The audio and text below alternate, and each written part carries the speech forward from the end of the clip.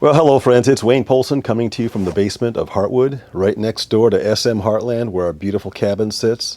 It's April, the weather's on again, off again. I can't wait for it just to get steady and nice and comfortable out there. I think I'm just getting spoiled in my old age, folks.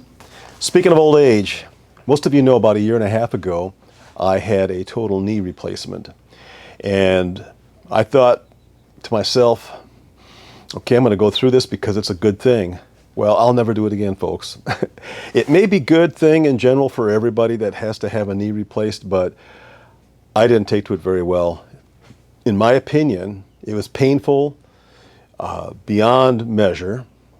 I had shoulder work done in the past, both shoulders. That was nothing compared to my knee. I don't ever want to do it again, folks. That set me back quite a ways, and it was sort of depressing in a way. I've heard a lot of you, a lot of my friends out there, Wayne Wango Weaver, you've told me how, oh, yours was nothing, it was a breeze, you went right through it with no issues at all. I think I'm just a wimp, folks, I'm a wimp.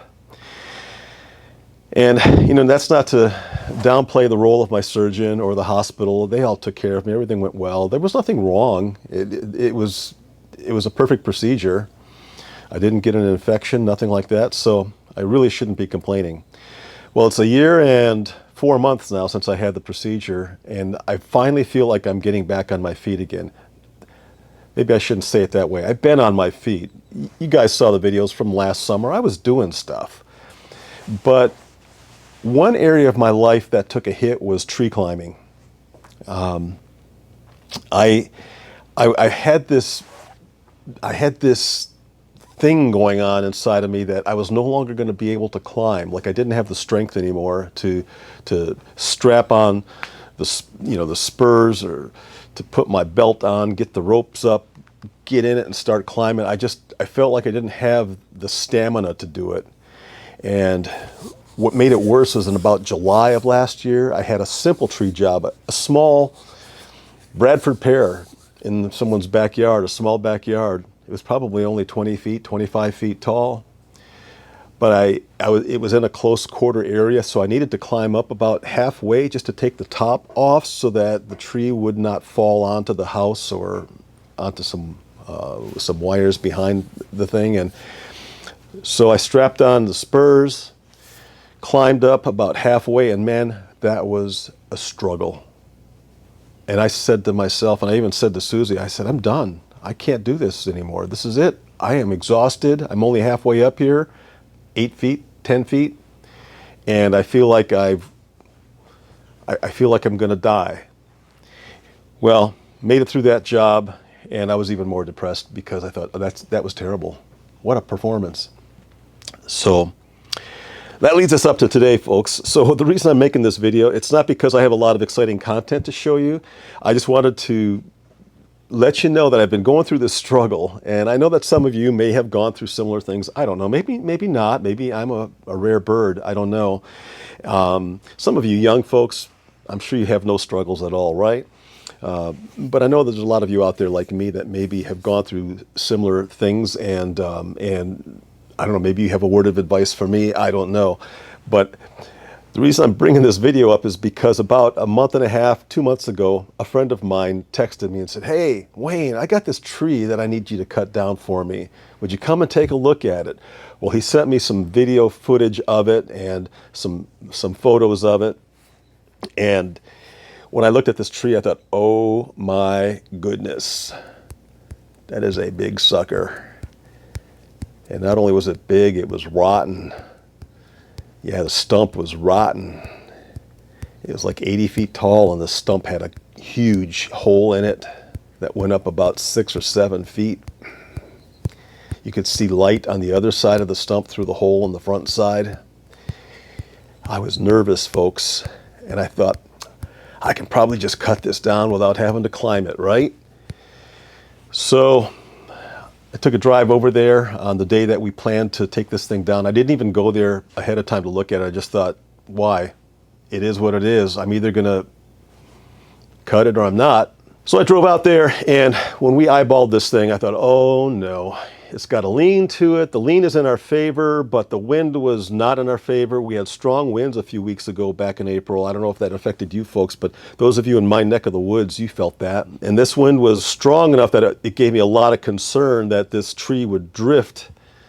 Considering I didn't have much wood for hinge wood, this tree might drift enough during the fall to clip part of his building. And in his building, he has this pristine, beautiful, mint condition Cobra. I'm not talking snakes, folks. I'm talking automobile. You can't call it a car. It's an automobile. And he didn't want that garage damaged by this tree just haphazardly falling, or me not taking into consideration the wind. So after a lot of consideration, he and I both talked. We thought, you know what? I'm going to have to climb and at least take some of the bones off the shed side so that there's more weight toward the windward side, and it'd favor us. And so I'm up there getting ready to climb this thing, and man, while I'm suiting up and getting all my gear on, I'm like, oh my goodness, can I do this? Can I do it? I don't know if I can do this. And I was worried, and he had a crew. He probably had 6 people out there, 7 people out there, and they're all waiting on me to do what I got to do. And they were all very helpful. I felt like an astronaut. They were all helping me get suited up, for this big event. And I'm getting ready, putting my helmet on, got my comms working, got everything going there. But when it came time to hitching up and climbing, I thought, I don't know if I can do this. I don't know if I can do this. Right to that last minute, folks, I was thinking that. So guess what? I started climbing, and started off with just my little CS2511T strapped to my side. I was able to get some of these bones off that I was talking about, the lower ones. And then I'm getting ready to come down. I'm thinking I've got everything all set up. Brian shouts up, "Hey, Wayne, what do you think of that big old branch on the other side over there? It's leaning, it's got a lot of weight. It's like probably a couple thousand pounds, and it's gonna, with this wind, that one might be a factor too. Do you want to climb up there and get that one too while you're up there?" And in my head, I'm going, no. But to him, I said, okay. So I climbed, and I had to have another saw brought up to me because my little 12-inch bar wasn't going to cut it, literally. So they roped up a steel 24-inch or something like that. I'm not sure, 20-inch. But it was enough for me to go ahead and take out this branch with fear gnawing at me, and this feeling of like, man, it's been so long since I've done this. Am I really confident I can do this? It worked beautifully, folks. What happens is you start to just clear your mind, and you let loose of all the stuff going on around you. You focus on the task at hand. All of the essential things, the building blocks that you learned over the years are the only thing that matter at that point. A clean face cut and the right back cut and good body positioning. All of that stuff was all that I had to do. Just get myself into that zone. And it worked. Came down. We proceeded to take the rest of the tree down, and it's history. So folks, I said all of that. I didn't want to talk this long. I put together about a 3-minute video. I didn't take the video. These are the first video. The first portion of this video is what he sent me, where he's describing the tree to me. And by the way, this is a family-friendly YouTube channel. So, and my friend, not that he's not family-friendly, he's a very friendly guy. I really love the man. He's got a great family too, by the way. But he uses words that don't a lot of families would just say, oops, we can't watch that. Kids, put on the earmuffs and go sit in a corner somewhere, go to your room. So anyway, I had to bleep out a lot of his flowery language, if you will. But anyway, when we get past that, we get into the guts of the movie or the video, and it's not long. Like I said, it's a combination of stills and some video footage that I put together, and hopefully you'll enjoy it. It'll tell the little story. It's not a long video. It doesn't go into any kind of detail. It's not meant to be instructional. It's just to let you know that this is what it took to get me to break out of that that zone I was in where I felt like I couldn't do it anymore. You know what I mean? So folks, I'm not going to come back at the end of this video and give you a closing monologue or anything like that. I'm going to let you watch the last 3 minutes of this by yourself. And if you would, though, get into the comments. Let me know what advice you would have for me, as I'm a 68-year-old man. I'm going to be 69 this year. And man, there are days, weeks that I just can't feel it, folks. I need motivation. I need something to keep me going. I'm working on diet. I'm working on the spiritual part. I'm working on so many different things. I want to master this, folks. I want to master the rest of my life. So folks, if you have any input, put it in the comments, or if you're going through a similar thing, put it in the comments. Young people, you know what? Laugh if you want, but don't laugh for long, because one day you'll be here as well.